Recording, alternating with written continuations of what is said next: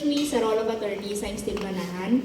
Kasi, yung tatay ko kasi ay retired police officer. Siya yung talagang nag-push sa akin para maging lawyer ako. But unfortunately, when I passed the bar, 2 months bago lumabas yung results ng bar exam, he passed away, yung father ko. Kaya, kinausap ko yung husband ko, sabi ko na, I want to be attorney Manahan. Sabi niya, oh, no problem. So, sometimes I use Manahan Urbino in the role of attorneys. I am attorney Manahan. I was a former public attorney. 6 years ako naging public attorney sa Quezon City, Marikina, Montalban, and San Mateo, Rizal. And then, naging municipal legal officer po ako sa San Mateo.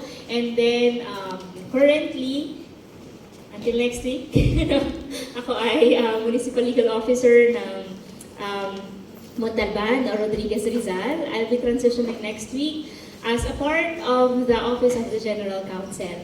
So, yung Office of the General Counsel, they also appreciate your attendance today. Pupunta dapat si Elder and si Sister Curry din ngayon, kaso may darating kasi na couple missionary din sa Monday. So, nung nalaman kasi nila na 4 hours yung travel from Manila, papunta dito, and then another 4 hours pa uwi, no? So, sabi nila na mukhang hindi doable kasi kailangan nilang i-prepare yung apartment. Pero, they gave us pizza.